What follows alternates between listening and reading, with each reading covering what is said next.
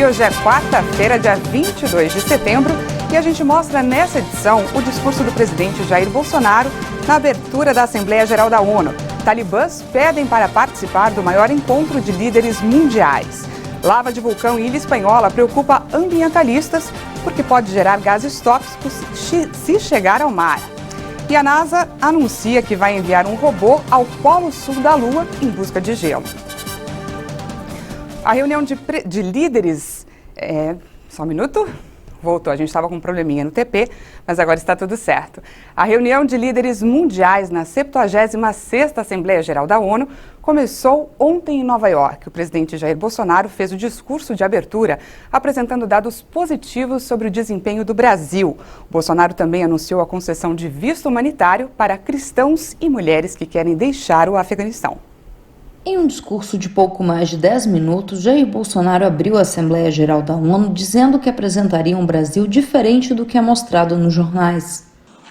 Estamos há 2 anos e 8 meses sem qualquer caso concreto de corrupção.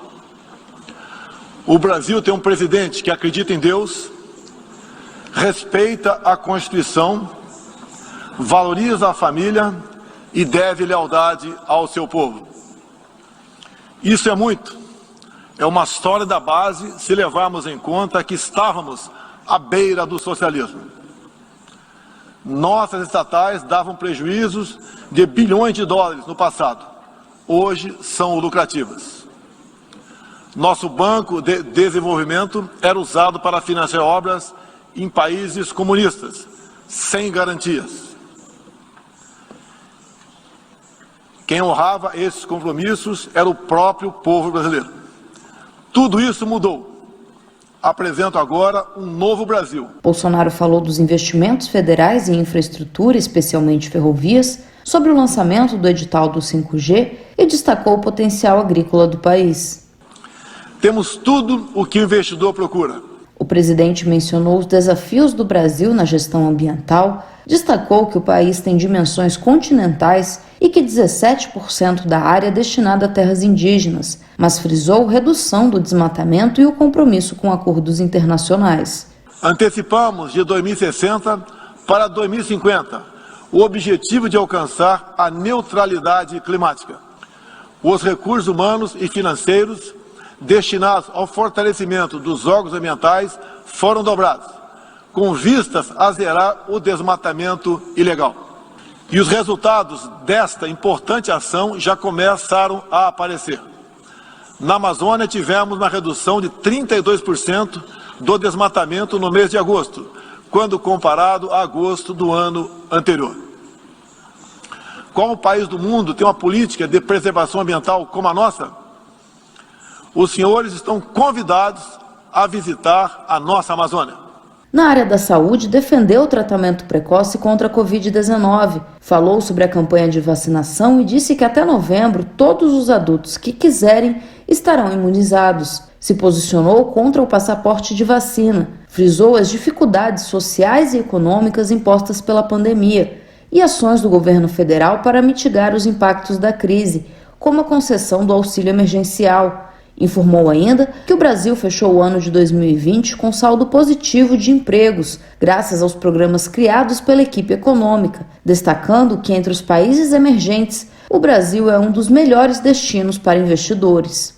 Jair Bolsonaro disse que o Brasil é um país que acolhe imigrantes e refugiados, apresentando dados da Operação Acolhida, instalada na fronteira com a Venezuela para receber os que chegam daquele país. Bolsonaro anunciou ainda que o Brasil concederá visto humanitário a cristãos, mulheres e crianças afegãos que têm sido pressionados pela instalação do regime talibã. O futuro do Afeganistão também nos causa profunda apreensão. Concederemos visto humanitário para cristãos, mulheres, crianças e juízes afegãos. Nesses 20 anos dos atentados contra os Estados Unidos da América, em 11 de setembro de 2001, reitero nosso repúdio ao terrorismo em todas as suas formas. Em 2022, voltaremos a ocupar uma cadeira no Conselho de Segurança da ONU. Temos a família tradicional como fundamento da civilização. E a liberdade do ser humano só se completa com a liberdade de culto e de expressão. Os ministros que acompanharam Bolsonaro na missão diplomática comentaram pelas redes sociais a preservação da Amazônia. Temos realmente que preservar a Amazônia para os brasileiros. Nós não temos a Amazônia para mostrar ao mundo. Nós temos a Amazônia porque é do Brasil. Ela pode contribuir para aqueles 13, 20 milhões de pessoas que vivem no bioma Amazônia e que necessitam muito dessa preservação e da participação nos lucros que serão oriundos do aproveitamento da biodiversidade que nós temos da Amazônia, que é de um valor incalculável. O Brasil, sim, está acompanhando o Acordo do Clima e segue criando oportunidades de emprego verde no Brasil. Os ministros que ficaram no Brasil, como o Damares Alves e Fábio Faria, destacaram o discurso do presidente. O ministro das Comunicações fez uma apresentação com os principais pontos apresentados por Bolsonaro em Nova York. Entre eles, a criação de 1.800.000 postos formais de trabalho e o crescimento de 5,2% em 2021. A ministra da Família, Mulher e Direitos Humanos parabenizou o presidente. O Ministério da Saúde informou ontem à noite que o ministro da Saúde, Marcelo Queiroga, que faz parte da comitiva do presidente Jair Bolsonaro, foi diagnosticado com Covid e permanecerá em quarentena por 14 dias em Nova York, nos Estados Unidos. O democrata Joe Biden, em seu primeiro discurso na Assembleia Geral das Nações Unidas, reconheceu as perdas causadas pela pandemia, falou sobre o Afeganistão e destacou que o mundo precisa trabalhar junto para salvar vidas. O presidente dos Estados Unidos, Joe Biden, disse nesta terça-feira na Assembleia Geral das Nações Unidas que seu país inicia uma nova era de diplomacia após o fim da guerra no Afeganistão. Acabamos com 20 anos de conflito no Afeganistão e, à medida que encerramos este período de guerra implacável, abrimos uma nova era de diplomacia implacável, de usar o poder de nossa ajuda ao desenvolvimento para investir em novas formas de erguer pessoas ao redor do mundo, renovar e defender a democracia. Biden também disse que os Estados Unidos estariam dispostos a usar a força se necessário, mas que o poder militar deve ser uma ferramenta de último recurso. O líder americano também afirmou que pretende tornar os Estados Unidos líder em finanças públicas para o clima, ao lembrar de um anúncio em abril passado sobre dobrar a contribuição econômica para questões climáticas. E os talibãs querem se dirigir à Assembleia Geral das Nações Unidas em nome do Afeganistão. Os talibãs pediram para se dirigir à Assembleia Geral das Nações Unidas. O Comitê de Credenciais terá que decidir sobre o caso, disse o porta-voz da ONU, Stéphane Dujarric. O secretário-geral das Nações Unidas, Antônio Guterres, recebeu a carta do grupo na qual solicita participar do debate de alto nível. A correspondência tem data de 20 de setembro. A carta é assinada por Amir Khan Muttaqi, na qualidade de ministro das Relações Exteriores.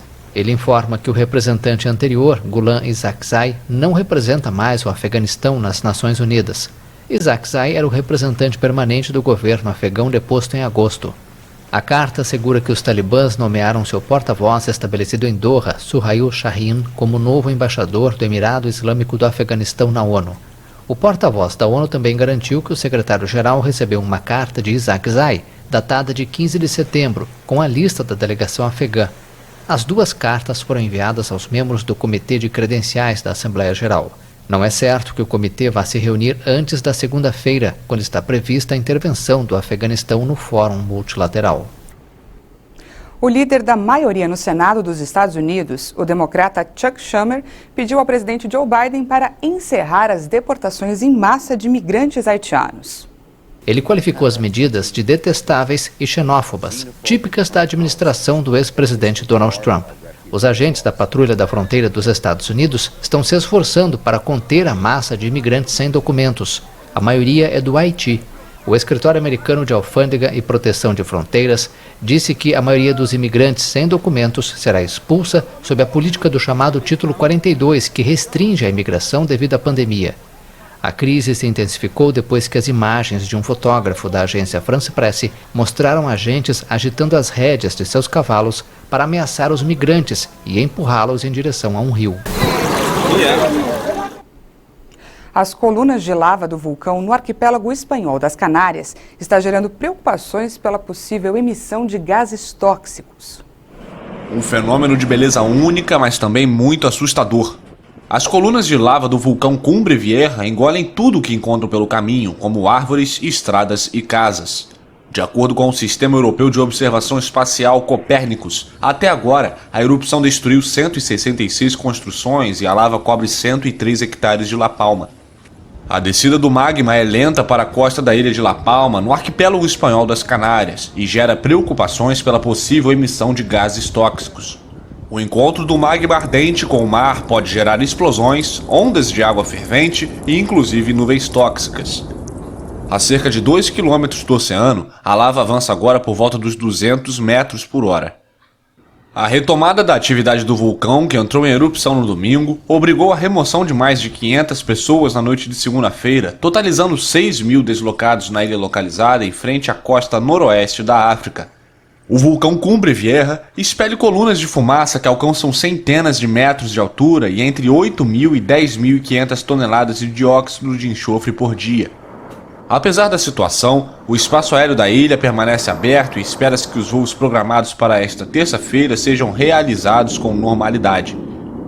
O vulcão está sob forte vigilância há uma semana devido à intensa atividade sísmica, e a erupção pode durar várias semanas ou meses. Uma frente fria chegou no sudeste do país, provocando ventanias. Na cidade do Rio de Janeiro, rajadas de ventos de mais de 70 quilômetros causaram estragos, quedas de árvores e suspensão de diversos serviços ontem. E hoje à noite começa a primavera. Vamos conferir a previsão do tempo para as últimas horas da estação mais fria do ano.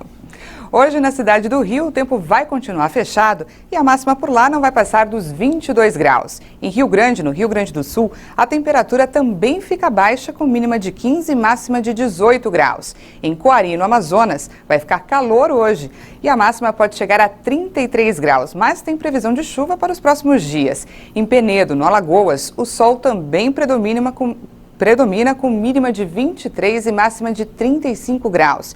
E em Cuiabá, no Mato Grosso, o tempo também fica quente. A máxima por lá pode chegar a 38 graus. A seguir, vamos mostrar o robô que a NASA vai enviar ao Polo Sul da Lua em busca de gelo. Nós voltamos já.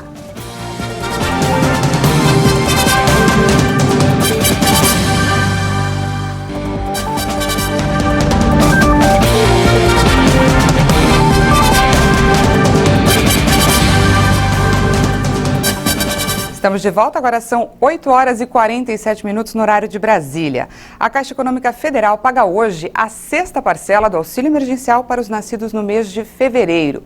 O saque vai ser liberado para esse grupo a partir do dia 5 de outubro. Também recebem hoje a 6ª parcela do benefício quem faz parte do Bolsa Família e tem o número de identificação social, o NIS, com final 4. Ontem, em depoimento à Comissão Parlamentar de Inquérito da Pandemia do Senado, o ministro da Controladoria Geral da União, o Wagner Rosário, se defendeu das acusações de prevaricação e omissão em relação ao governo federal no caso da negociação para a compra da vacina Covaxin entre o laboratório indiano Bharat Biotech e o Ministério da Saúde. As acusações foram feitas pelo presidente do colegiado, senador Omar Aziz, do PSD do Amazonas, na semana passada. Foi acusado nessa comissão, como já disse, no dia 15 de setembro de 2021, de maneira irresponsável de prevaricação. O crime de prevaricação está previsto no artigo 319 do Código Penal, e ele é assim especificado: retardar ou deixar de praticar indevidamente ato de ofício ou praticá-lo contra disposição expressa em lei para satisfazer interesse ou sentimento pessoal. Observando as falas na CPI, verifiquei que não foi apresentado durante as manifestações dos senadores qual ato de ofício previsto em lei ou em normas infralegais esse ministro de Estado deixou de praticar, nem mesmo a existência de algum interesse ou sentimento pessoal que justificasse esta omissão. O ministro da Controladoria Geral da União, Wagner Rosário, ressaltou que desde 2019, Marconi Albernaz Faria, apontado pela comissão como lobista da Precisa Medicamentos, está sob investigação pelo órgão. Segundo o ministro, apurações levam tempo, além do fato de o acesso a informações seguir protocolos legais, já que as investigações estão sob sigilo. A suspeita da CPI é de que Faria tem atuado para garantir vitórias da Precisa Medicamentos em licitações.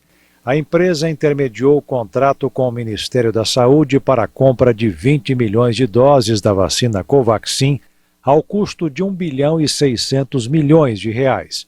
A operação foi cancelada após denúncias de irregularidades trazidas pela comissão. A CPI Wagner Rosário disse que a operação, que teve como alvo o lobista, corre em segredo de justiça. Ele pontuou que, para evitar vazamentos, as informações colhidas ficam a cargo apenas dos servidores envolvidos. Por isso, ele não tinha conhecimento do assunto. De acordo com o ministro, apenas em junho deste ano, através da imprensa, a CGU teve conhecimento do envolvimento da Precisa em atividades suspeitas no Ministério da Saúde. A CGU solicitou então o compartilhamento das informações. A autorização veio em 8 de julho, após decisão judicial. Segundo Wagner Rosário, o conteúdo do celular de Marconi sobre a Precisa foi separado em 31 de março deste ano. O tempo de análise foi de 5 meses e o protocolo no sistema da CGU foi feito em agosto. O ministro afirmou ainda que não ocorreu prevaricação porque não há medidas legais pendentes. Houve bate-boca durante o depoimento entre o ministro da CGU e os parlamentares. O senhor até agora não demonstrou nenhuma contradição. Absoluto dever. É a sua opinião. Como relator dessa comissão. Senhor presidente, o depoente tem que se comportar com a minha também. E a minha opinião não é só igual ao do relator, mas também do senador Rogério Carvalho. O mínimo que Vossa Excelência tem que ter é respeito com os parlamentares que estão aqui. E o inverso não é também. A resposta do ministro está atravessada. Abaixa o tom, que terá o mesmo respeito dessa comissão. Não levante o tom, que terá o tom exagerado também. Senhor presidente, a gente tem que parar com essas agressividades aqui, por favor. O senhor precisa intervir. O senhor precisa intervir. Pelas redes sociais, o ministro da Controladoria Geral da União, Wagner Rosário, pediu desculpas para a senadora Simone Tebet, do MDB de Mato Grosso. Rosário chamou a senadora de descontrolada durante o depoimento dele à Comissão Parlamentar de Inquérito. O Brasil tem média móvel de 524 mortes diárias por Covid e já completa uma semana em estabilidade. Em 24 horas foram confirmadas mais 485 mortes por coronavírus. De acordo com dados do Ministério da Saúde, o total de vítimas subiu para 591.440. Também foram contabilizados mais 573 novos casos de um dia para o outro, chegando a mais de 21 milhões e 247 mil diagnósticos confirmados. A média móvel de mortes está em 520 vítimas diárias. Esse indicador não apresenta aumento há 91 dias, mas ele parou de apontar queda desde o dia 15 de setembro, o que pode ser reflexo das ocorrências que ficaram represadas durante o feriado de 7 de setembro. Já a média móvel de novos casos está em 32.466. Na avaliação da pandemia por regiões, 7 estados registraram alta nas mortes: Amapá, Espírito Santo, Goiás, Pará, Paraná, São Paulo e Tocantins. Em estabilidade estão 6 estados e 13 unidades da federação apontaram queda nos óbitos: Alagoas, Amazonas, Ceará, Distrito Federal, Maranhão, Mato Grosso do Sul, Paraíba, Piauí, Rio Grande do Norte, Rio Grande do Sul, Rondônia e Sergipe. Apenas o Rio de Janeiro não divulgou os dados. E vamos falar sobre vacinação. Mais de 225 milhões de doses de vacinas contra a Covid já foram aplicadas no país. De acordo com o Ministério da Saúde e as secretarias estaduais de saúde, mais de 142 milhões e 625 mil pessoas tomaram a primeira dose. Isso equivale a mais de 66% da população, enquanto mais de 82 milhões e 315 mil pessoas tomaram a segunda dose ou dose única. O resultado representa 38% dos brasileiros. E a Organização Mundial da Saúde selecionou o Instituto de Tecnologia em Imunobiológicos da Fundação Oswaldo Cruz, a Fiocruz, como centro para desenvolvimento e produção de vacinas com a tecnologia tecnologia de RNA mensageiro na América Latina. Segundo informou a Fiocruz, a escolha ocorreu em função dos promissores avanços do desenvolvimento de um imunizante contra a Covid, atualmente em estágio pré-clínico. A iniciativa contou com recursos do Ministério da Saúde e de emendas parlamentares. A Fiocruz não falou em datas e cronograma, mas afirmou que o apoio da OMS será decisivo para que o desenvolvimento da vacina ocorra de maneira breve e dentro dos protocolos de segurança e qualidade mundiais. Centenas de manifestantes protestaram em Melbourne contra as novas medidas sanitárias anunciadas pelo governo australiano. Com o argumento de que o movimento frequente de trabalhadores estava espalhando coronavírus em áreas regionais, as autoridades de Melbourne fecharam canteiros de obras por 2 semanas, o que causou as manifestações.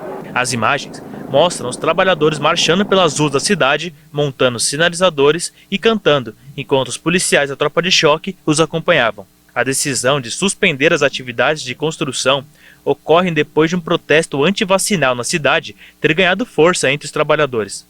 Por outro lado, o governo exige que todos os trabalhadores da construção recebam ao menos uma dose de vacina até o final desta semana para que as restrições sejam flexibilizadas. O fechamento forçado de canteiros de obra pode piorar a atividade econômica do país.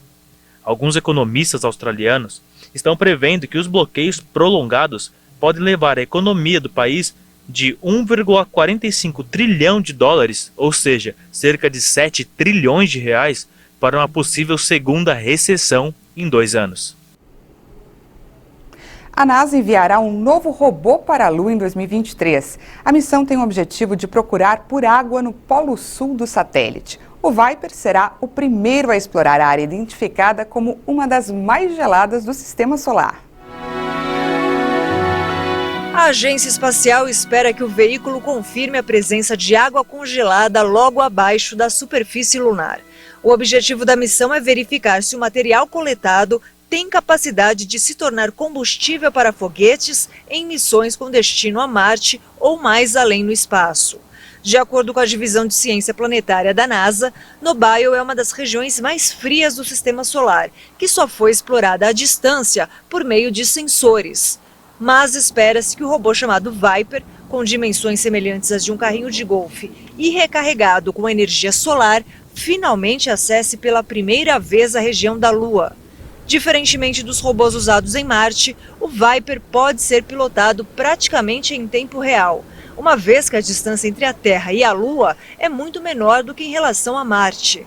A missão faz parte do Artemis, projeto dos Estados Unidos para voltar a levar seres humanos à Lua. A primeira missão tripulada com destino ao satélite natural está prevista para 2024, mas o programa pode sofrer um atraso significativo.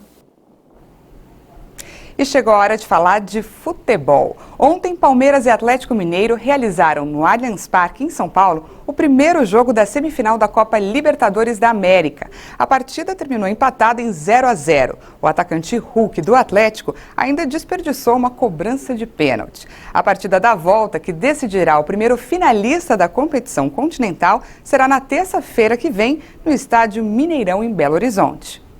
Essa edição fica por aqui. Muito obrigada pela sua companhia e já tem mais informações com a Patrícia Velenic. Eu volto à 1 da tarde e espero por você. Até mais.